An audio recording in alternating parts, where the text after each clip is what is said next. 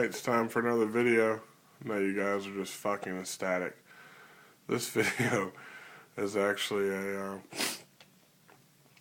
special video to me because it's a special knife for me. It was a gift. I received it today.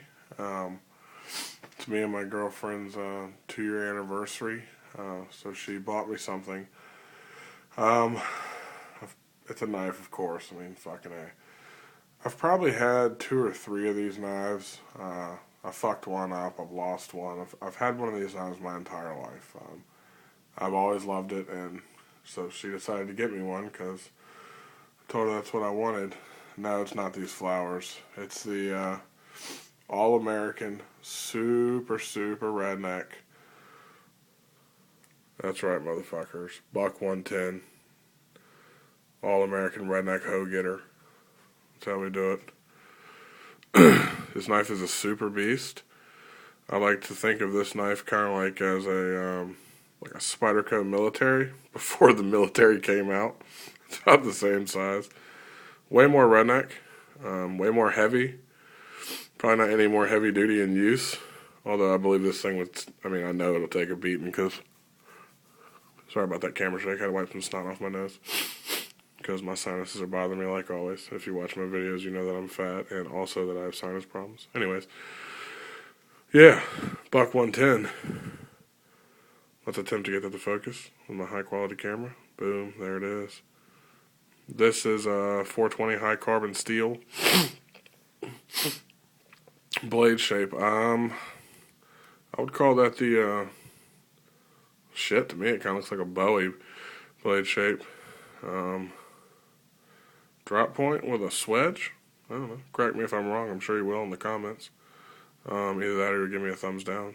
Either one works. I could give a fuck. Buck knives. It's got a little bit of blade wobble. It's expected. It's a Buck 110. Nothing serious. Shit doesn't go anywhere. Brass bolsters. This wood. Who knows what the fuck it is? I can tell that it's like, individual sections laid on top of each other. Let's try to close this with one hand. See if I can cut my fucking dick beater off. This is a big ass knife. I don't know if it looks like it or not. What it really is. I think it's close to a 4-inch blade, 3.75-inch blade, probably a 5-inch handle. It's a heavy knife. I think it's around 7 ounces. There's no clip. I'm actually hoping that Jeff, or Geoff, however you pronounce his name, probably Jeff, I like to say Geoff because of the way it's spelled, Tough Thumbs, from Tough Knives.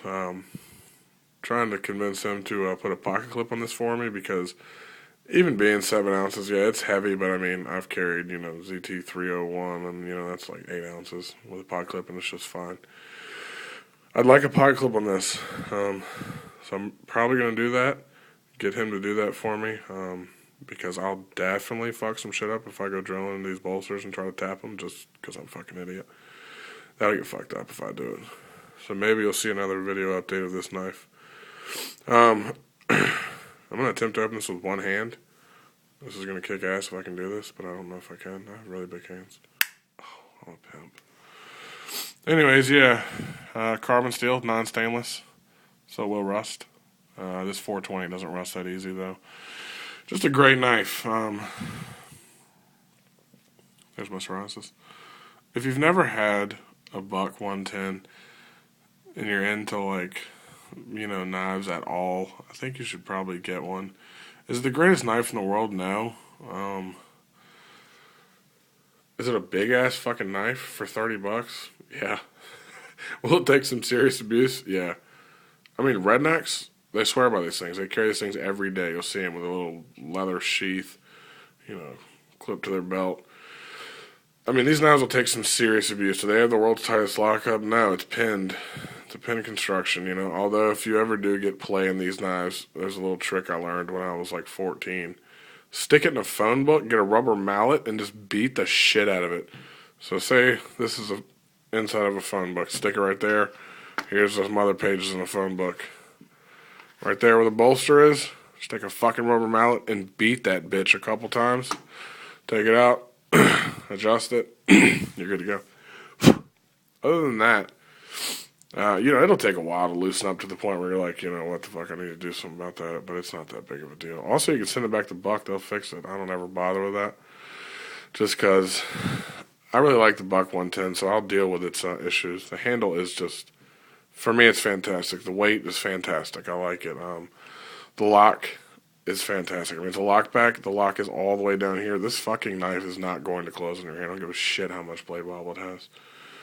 But it's just a great knife. The steel's great. Is it S30V, S90V? No, it's not. It's not even 154 cm. It's not even VG10. It's not even 1095, but it holds an edge long enough for me. And Buck knives come razor sharp, close to Spyderco sharp. Buck knows what they're doing. When they send a knife, that fucker will be sharp, and if it's not, then you got a really fucked up one, and that's your problem. Comes with you get the knife, which kicks ass, and the new ones, depending on where you get them from, come with a little nylon sheath. You can see that.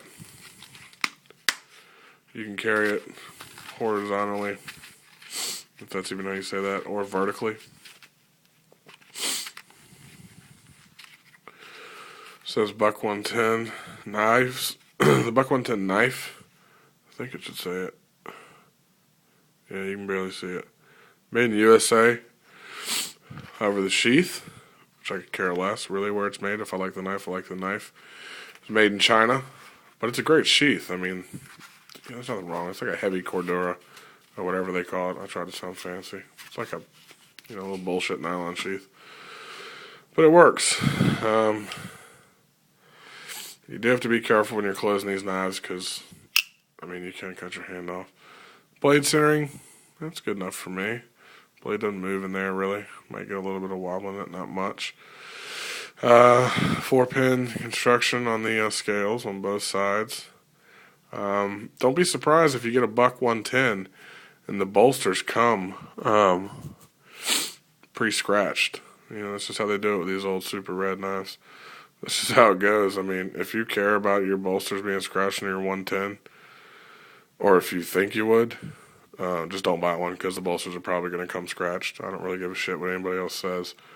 Almost every single one I've ever seen, the bolsters come scratched in some way, fashion, or form. And if they didn't, then, great for you. It doesn't matter. This is a user. These knives can be opened one hand. If you have really big hands, you can open this knife just like that. It's not extremely hard. You just press up against that nail nick. I'll open it like that if my hands are full. If not, I'll just use two hands. It's not a tactical, or whatever you want to call it, knife. This is for, being a redneck. Cutting up shit, cutting rope, opening a pack of Red Man Chew, just like, fuck yes. Trying to pry that skull lid up, get that dip ready, boy. I don't know, open a carton of Marlboro Reds. Whatever you gotta do, you gotta do it. Whatever. Cutting up a hay barrel strap. Whatever. Anyway, enough of me talking. That's the Buck 110. That right there is a gay triangle that I drew on my hand about 2 days ago. And that's my video. I hope you guys like it. And if you don't have a Buck 110 and you like knives, just go get one. It's $30. If you don't have $30, then you're doing pretty bad. Because even I have $30, and I don't make shit for money. Anyways, you guys have a good night. All right, bye.